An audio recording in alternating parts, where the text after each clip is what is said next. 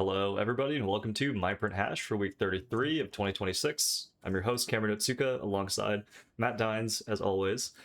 This week, we're going to touch on some upcoming or an upcoming Treasury meeting planned for Asheville, North Carolina. Matt's going to kind of go through why he thinks this is potentially going to be an important meeting for kind of the future of our monetary system. We're also going to touch on some developments we've seen in the last week or so on trade routes reorganizing post Hormuz. And then finally, some early attempts at pushing capital onto new monetary rails, both at home and abroad. So before we get started, though, I think Matt wants to touch on yen intervention because the yen intervention by the US is still probably the number one news item that we should be covering. So I'm going to turn it over to you, Matt, here. Walk us through what you're still seeing on the yen side. Okay, so the yen, we know the intervention took place July 31st, right? We'll get into that with the tweet in just a second. That went unnoticed, undercovered. But yeah, this situation right now, we're in kind of like a pause. Like this thing, think about it as a like business negotiation. What Treasury Secretary Scott Bessent did with the move he made on July 31st, the photograph over the shoulder of the handwritten note, all for the camera. Think about that as like a business negotiation. He's put out the first offer, or he not an offer, but forced the other side of the opposition to respond. And so we're in that intermediate period here, and this could last a few weeks. We'll get into the Asheville, North Carolina meeting on the schedule between G20 finance ministers and central banking officials. But it's basically an unresolved open piece of business. And then while that's going on, because this is like one of the largest foreign exchange kind of trades, opportunities, all of that, like left to be worked out. These things happen like a few times a century. It's that like level of scale that's riding on the line. But expect that yen situation to sit there and linger. It's like a steak or chicken, whatever, marinating. You got to give it time. But in the meantime, while we wait, the real interesting things are happening. So we'll start this with an article from Bloomberg this week that if you think about kind of incentives, how the different players operate this. A lot of the negotiations are taking place in public, and then there's a private, closed doors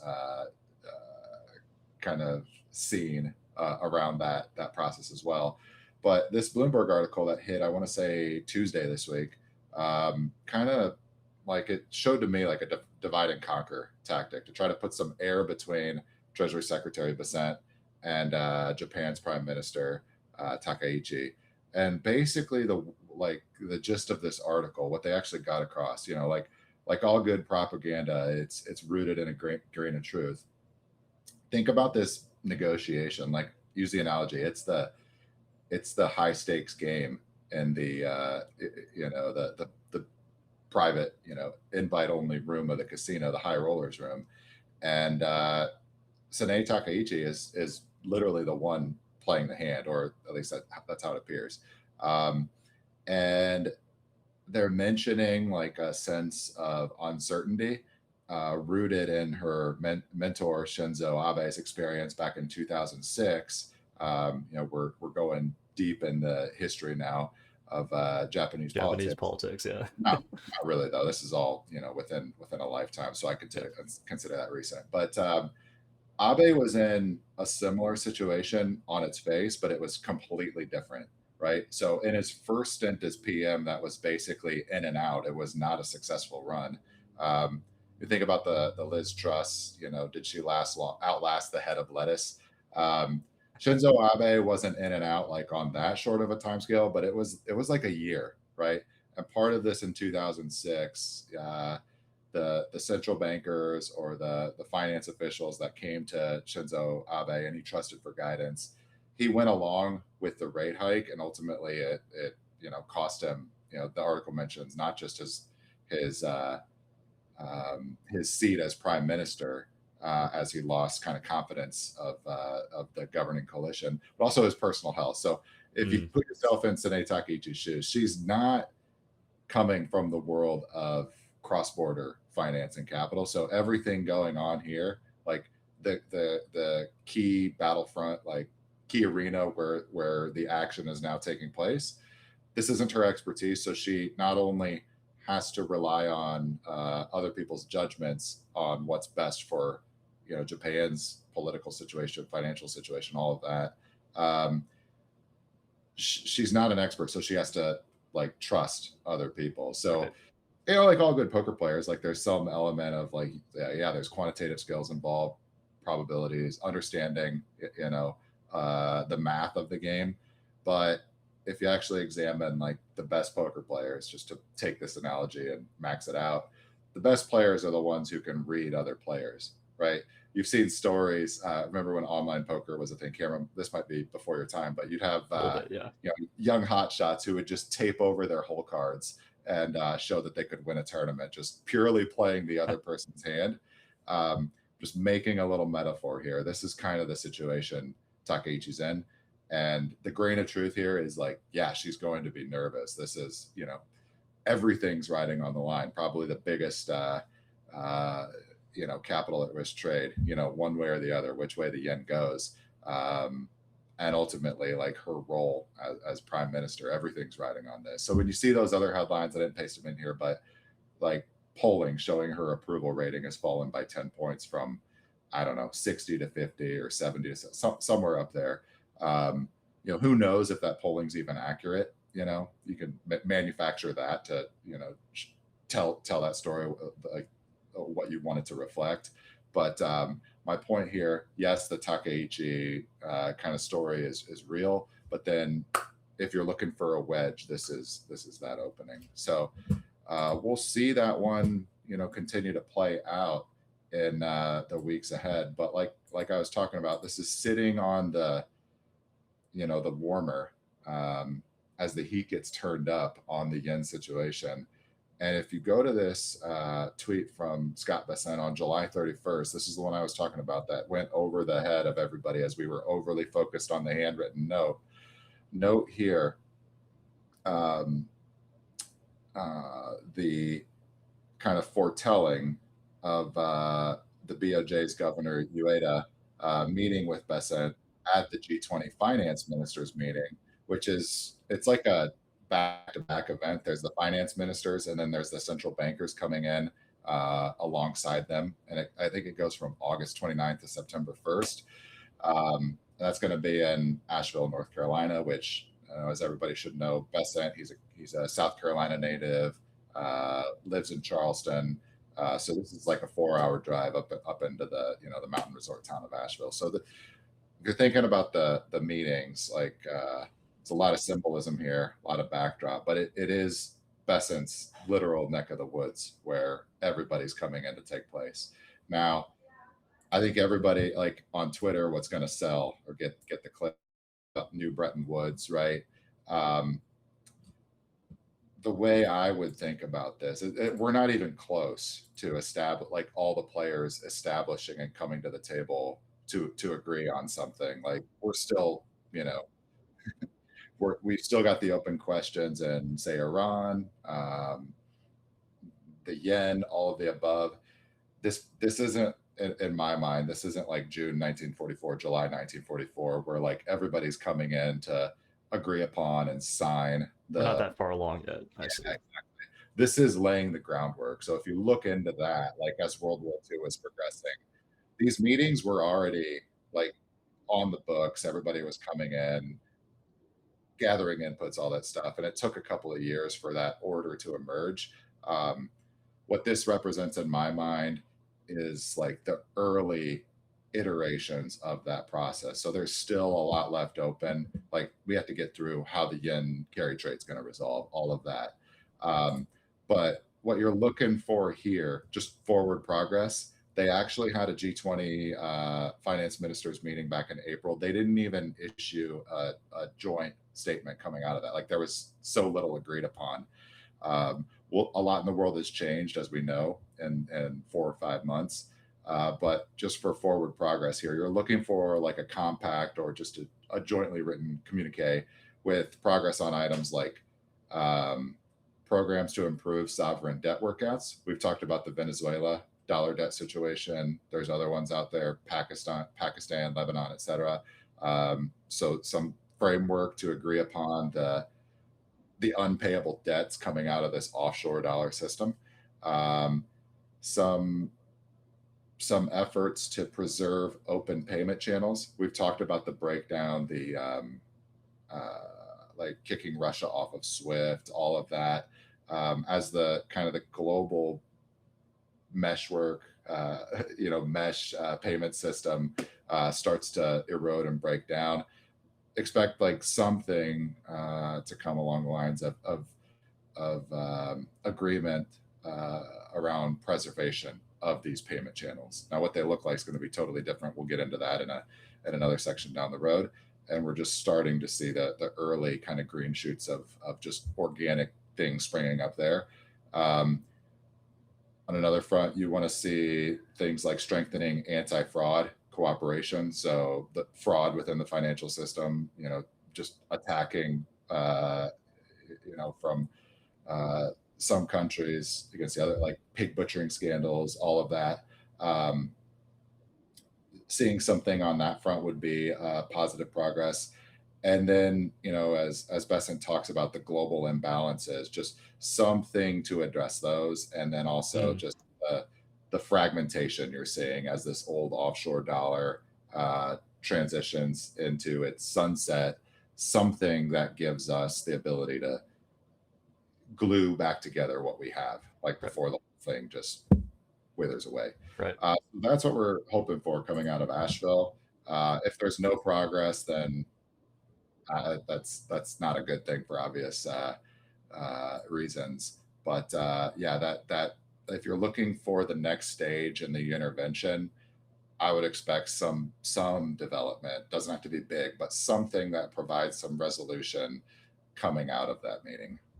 And just to advocate for ourselves here in a little bit, I know, Matt, you found on the Treasury site there's an actual media and press request. So if anybody has connections, we would love to be able to go and report back on what we see there, what we hear there. But I think we're going to try to see what we can do.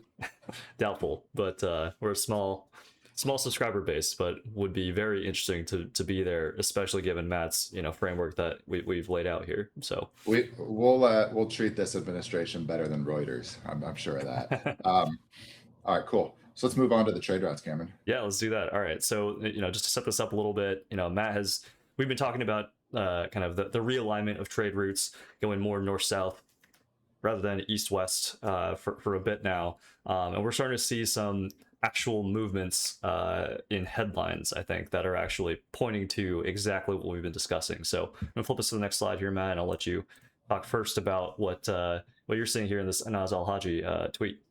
All right.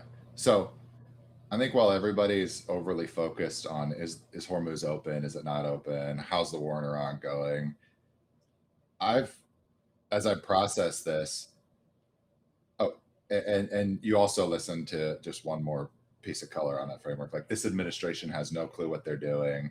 Iran was a mistake. That whole line of thought.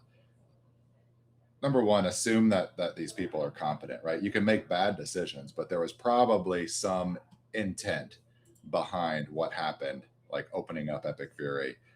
Why here? Why now? And if you look at the outcome of an action, I think one of the best ways to assess, someone's plan, while we have no way to actually look inside the veil, right? All of these geopolitical actions, the market, the public, we're not going to have privy to them. Some of it will make it into the National Archives, but we're not going to read it in our lifetimes, right? It'll be 80 years down the road for a historian to put together the narrative that the winners ultimately want to write. But if you're looking for the intent or the purpose behind the action, look at the outcome and just assume, with a positive, like 80%, correlation, that action translates into the outcome, right? So if you start to see what's happening here, Iran, why did we do that? Well, the first order effect, we shut down Hormuz traffic. Next, the Houthis are tag teamed in. You shut down the Red Sea. The immediate aftermath of that, and you can see this in Anas Al-Haji's tweet over the weekend, we made a note of this, but the export traffic volume coming out of the Persian Gulf through the Strait of Hormuz, also the Red Sea, most of the a large share of that traffic was energy exports, and the consumption market for that was Southeast Asia.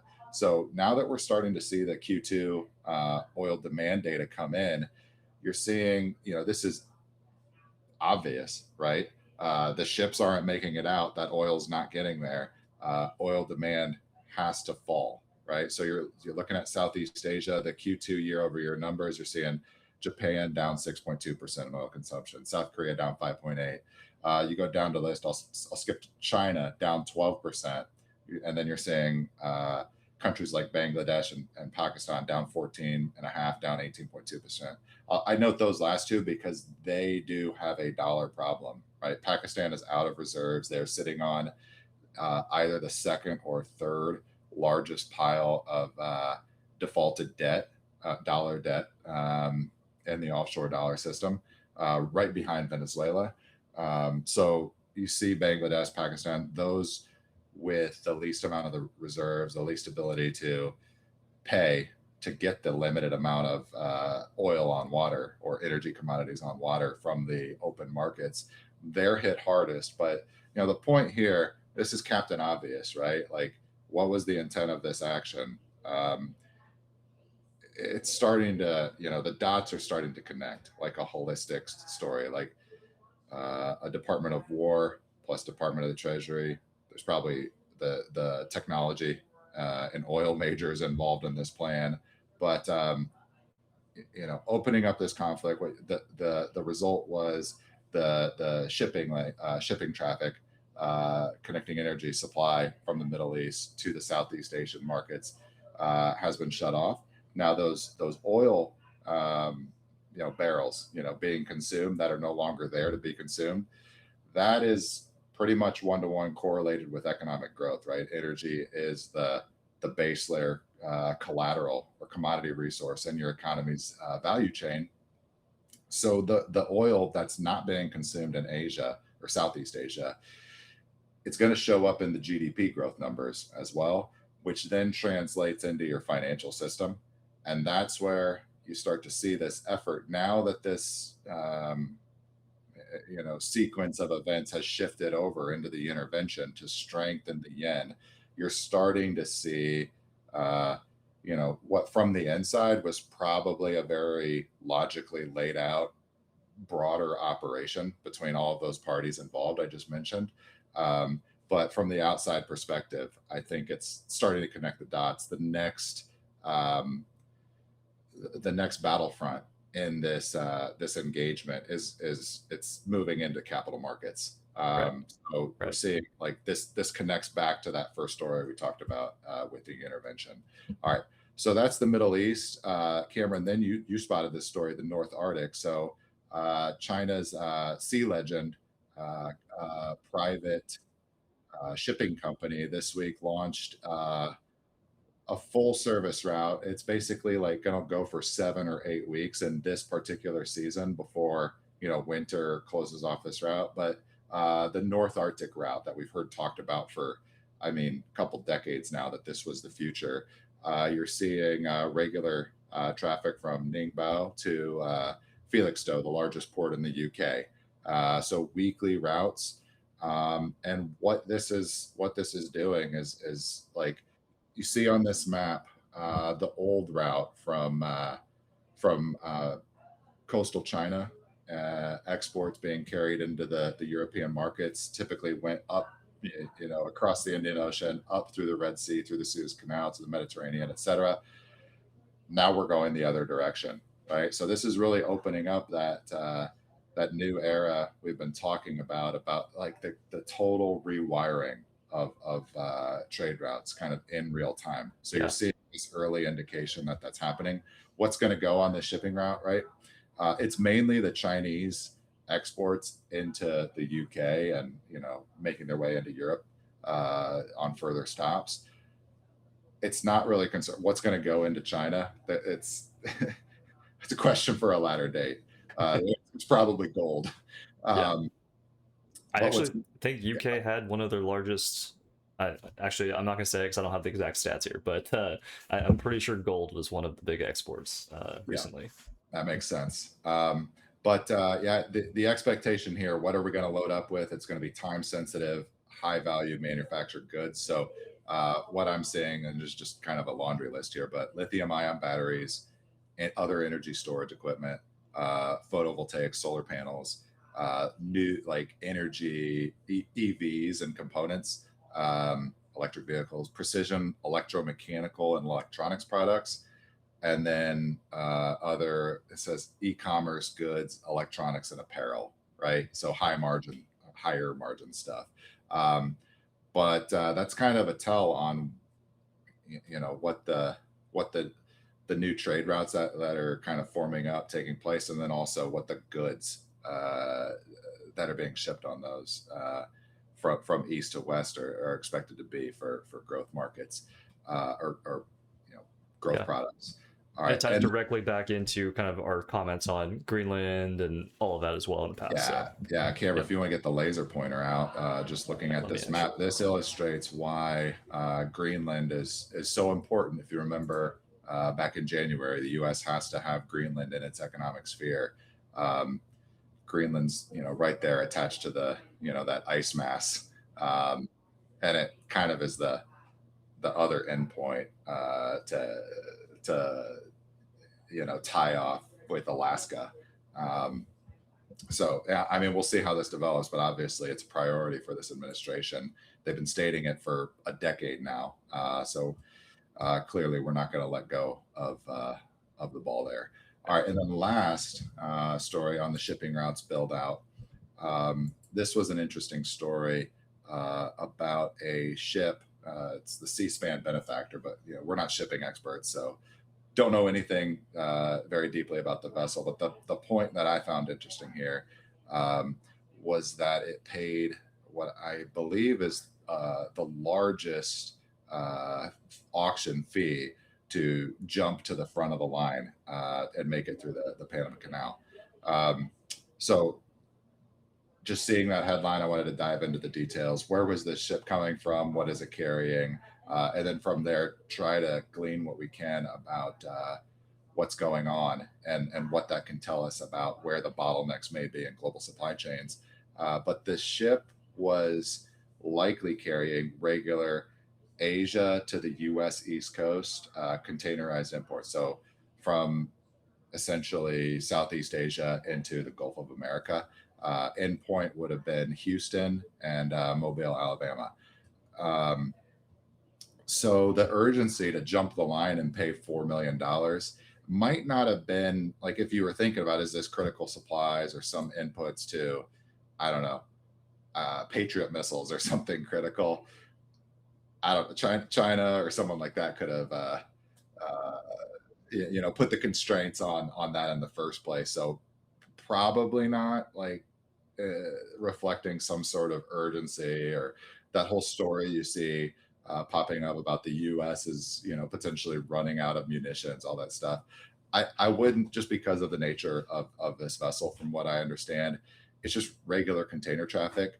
The urgency was likely about maintaining the vessel's fixed weekly loops, and then protecting the downstream logistics. So we talked about um, the what was the Chinese vessel's name? The Sea Fox. Yes. Yes. Sea Legend. Sea Legend. Um, setting that regular loop running, weekly, 7 to 8 weeks in a row. It's like a flight from Seattle to Los Angeles or something like that. It's just a regularly scheduled route, that type of thing. Yep. Because there is such a traffic bottleneck right now at the Panama Canal. If this container doesn't arrive on time, and it's carrying over 10,000 ton equivalent units, so it's a large vessel. If this ship doesn't get to its destination on schedule, it just backs up the whole logistics and the bottleneck, or in the trains coming in behind it.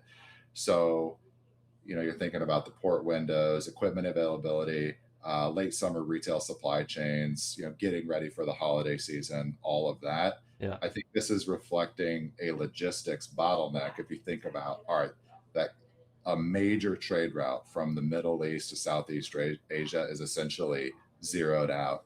Everything else then around the world has to like completely reorganize and adjust to that. It's like it'd be like a major airport going down in the United States, like O'Hare or Atlanta Yeah. is down. It's like, oh, where do all the planes go after that? It would be chaos Right. for a few days. Like you see those stories, airline travel, especially that once a couple of years ago when it hit like peak holiday season. I vaguely recall.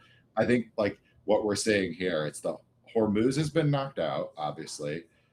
I'm starting to view that as like that was the intent of the action in the first place. And I think the intervention is your confirmatory signal on that there was strategic intent there. And now what you're seeing on top of that is all of the trade routes start to reorganize. Yep.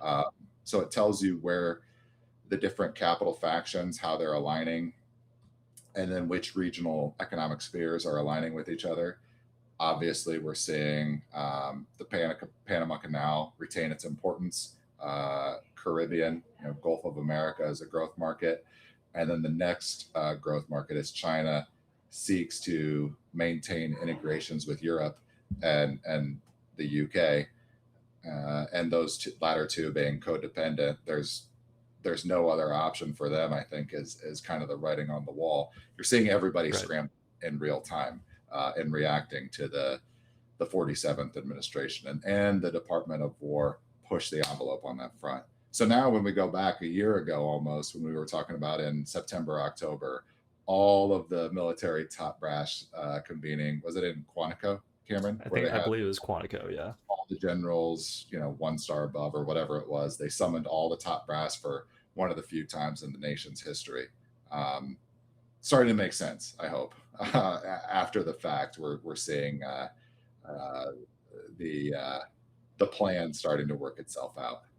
Yep, and I think that's a good spot now to transition into the monetary impact of all this, because we're talking about the reordering of the different factions around these new trade routes. But to move us forward here into this next slide, I saw this UK regulator preparing a framework for tokenized gold. And for me, when I saw this, I thought, okay, this fits perfectly into the entire hash portion of what we've been talking about. Push towards stablecoin dollar on the US's front. What does the UK have? In my mind, it would be something like this, but I'm curious, Matt, what your take is on this headline. All right, so we don't have anything here, but we know probably the biggest player right now in tokenized gold is Tether, right? And so the status of that product, I think it's still pending, or there's a light launch. You also have HSBC launched in Hong Kong for its clients there, a tokenized gold product. And I mean, there's been I don't know the exact numbers, but it's volume measured in at least tens or a couple of 100 billion, like that order of magnitude for adoption within Hong Kong specifically. And then you have on top of that, Vince Lanchi mentioned this on the podcast episode, the last conversation Tom Luongo, Vince, and I did on Tommy's podcast probably a week or two ago.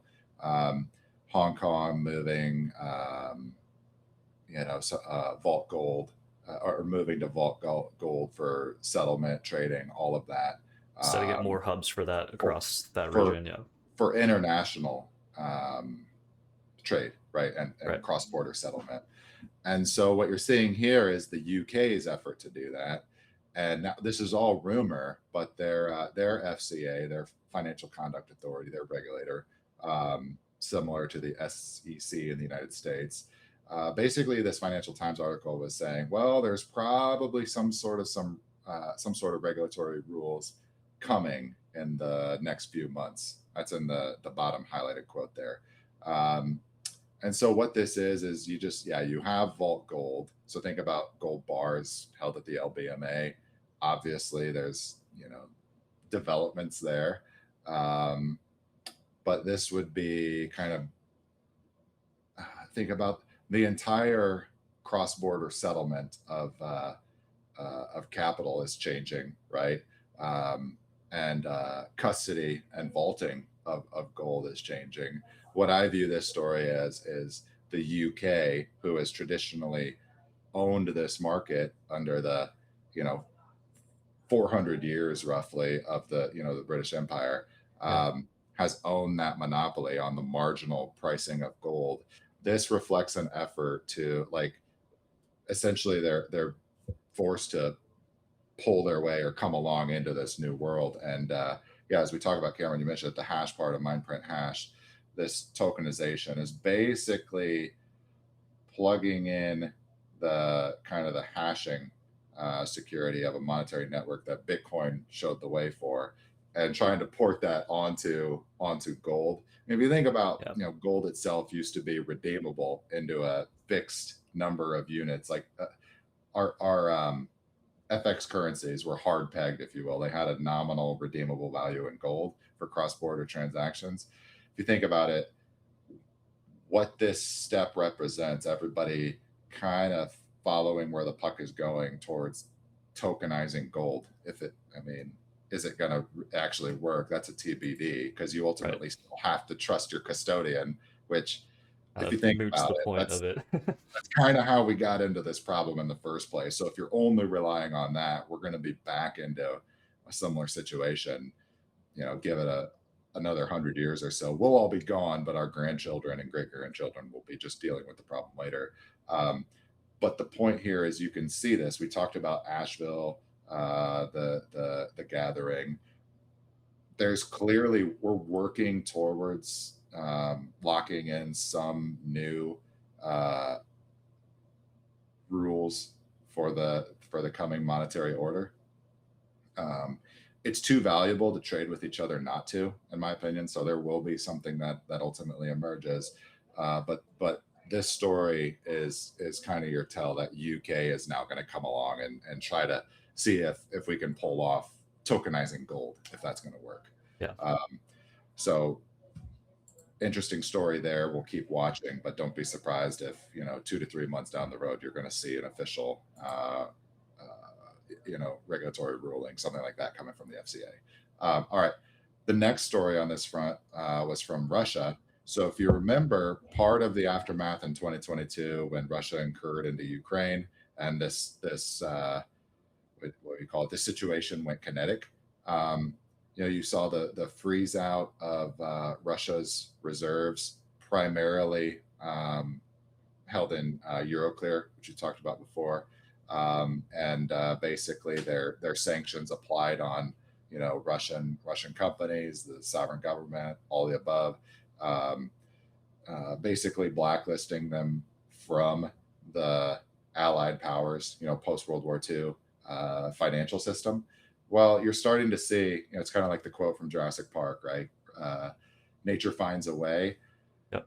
This story here, Russia's hottest startup, is a state-backed, I mean, this is what sanctions evasion network. That's like objective journalism, right? It's like, well, someone's sanction evasion is someone else just trying to build Make up a payment. access. Yeah, exactly. But this A7 is you know, a state-backed payment network that moves money in and out of Russia, right? And notably, what it's using is a mix of cryptocurrency transactions and then more traditional banking methods. So if you think about this, it's really just a spin up. You know, you see geopolitically connected. If you just, you know, tie the dots together, you see FTX or Binance. It's like, oh, you can see the interrelationships or maybe connections that look questionable. It's like, all right, trade wants to happen.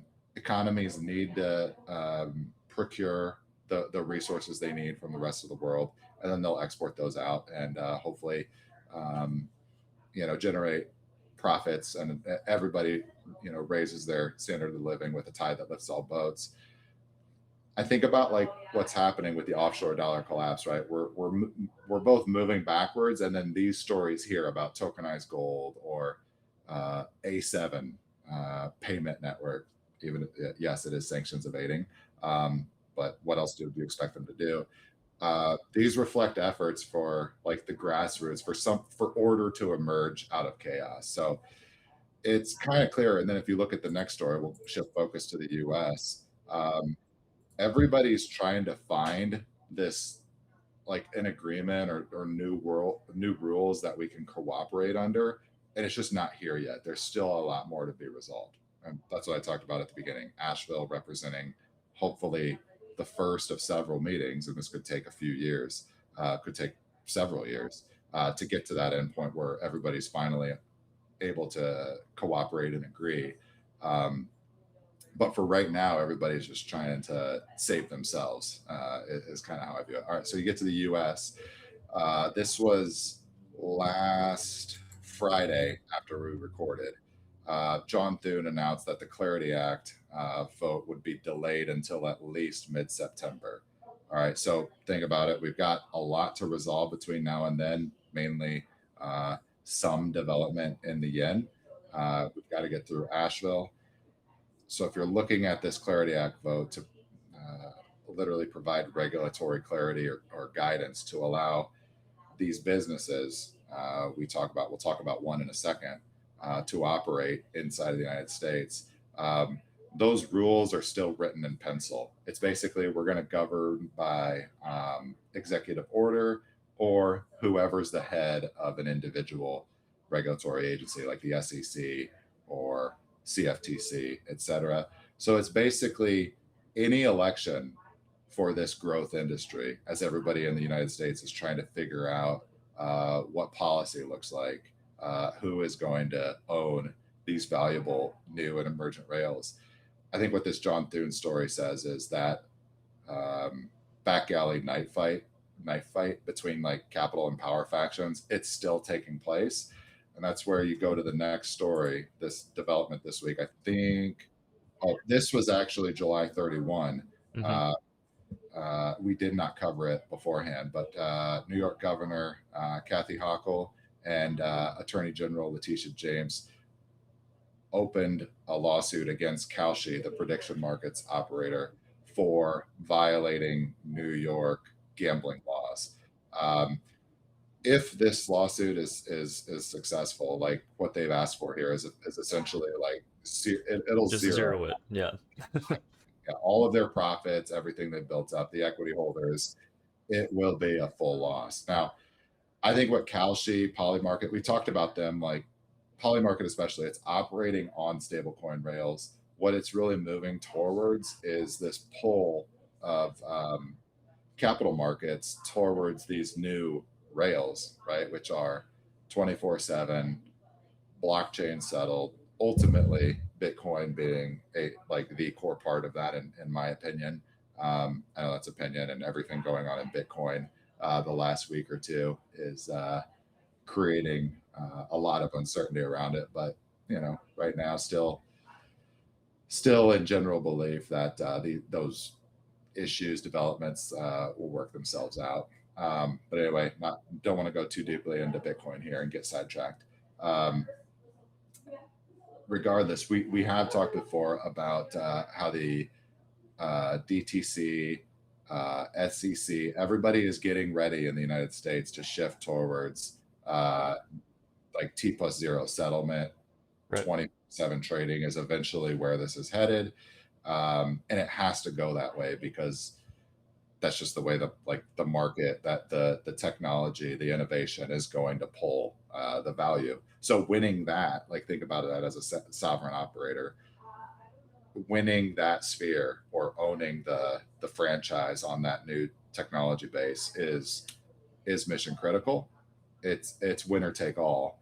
And so what you're seeing here with New York now and their politicians pushing back against really what is the federal government. It's the CFTC, and we'll get into that next item or with our next headline.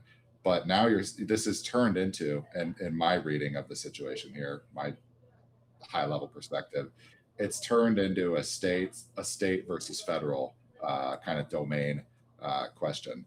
So immediately after this was earlier this week, yep. The CFTC ordered Kalshi to keep operating under its emergency powers. And then it also, added to that by stating its assertion that it has exclusive jurisdiction to regulate its registered entities, which here would be Kalshi, which is a interstate, what you call it, financial platform is its argument. You're connecting on every fully collateralized contract, a long and a short. And those longs and shorts, some of them do come from inside New York's state boundaries, both individuals and businesses. But there's 49 other states, so this is a CFTC domain question.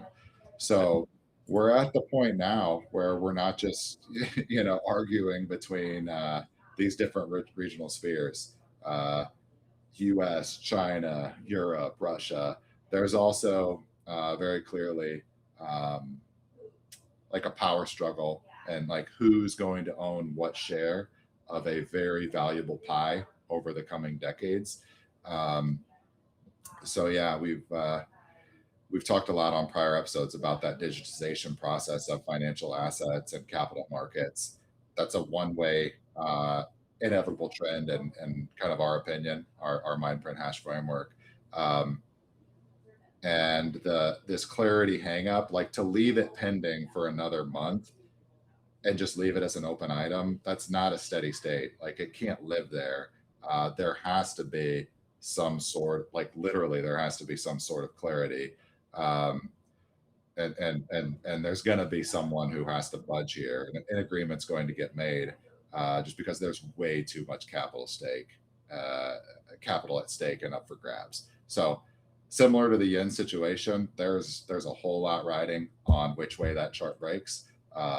You can see a similar kind of fractal going on with this fight over Kalshi, on top of like a lot of little proxy fights, if you really think about it, taking place as the more of those little proxy fights get resolved along the way, those are each little checkpoints on the path to the big game, or the big conclusion. Maybe 5 years from now, 10 years from now, who knows? Could be right around the corner, closer than we think, but towards some new monetary agreement, some framework that everybody can agree to and get behind. Yeah, and I think on today's episode we've really kind of ran the gamut, right, of everything from geopolitical down to domestic, but all of the little headlines that we see.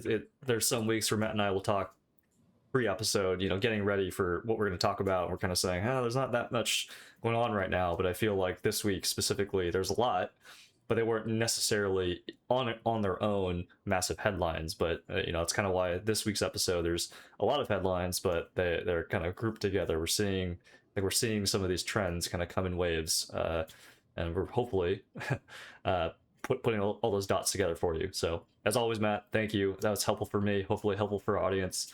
That was our episode for the week. See y'all next week. Don't forget to like, subscribe. If you've got friends, let them know about us. We are MindPrint Hash on YouTube, Substack, LinkedIn, I'm sure elsewhere soon as well. Matt is Levered USTs on X. I'm Cameron Otsuka on X. Thank you all. See you next week.